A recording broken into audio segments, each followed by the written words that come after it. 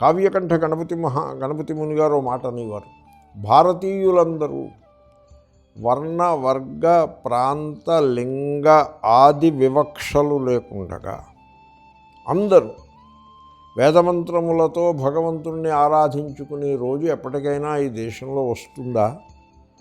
అలా ఉంటే ఎంత బాగుంటుందో అని ఆయన కలలు గన్నాడు.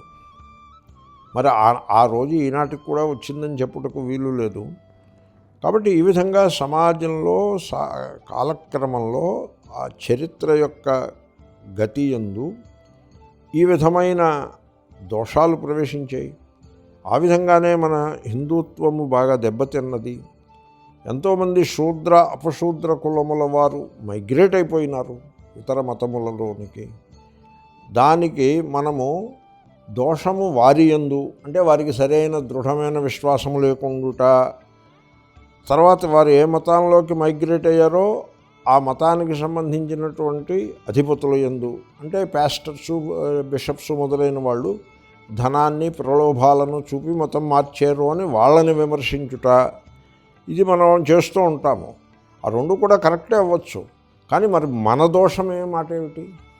ఈ విషయంలో మనం అంతర్ముఖులము కావాల్సి ఉంటుంది.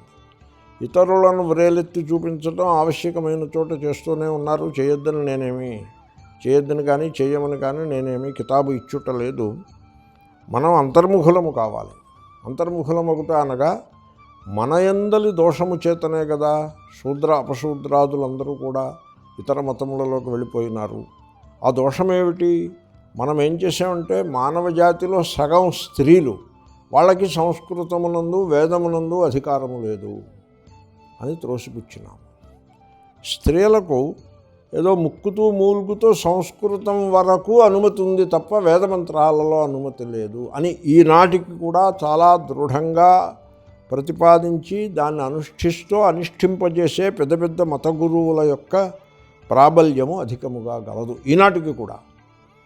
కాబట్టి 50% జనాభాని మీరు వేదము సంస్కృతము నుండి దూరం చేసినారు.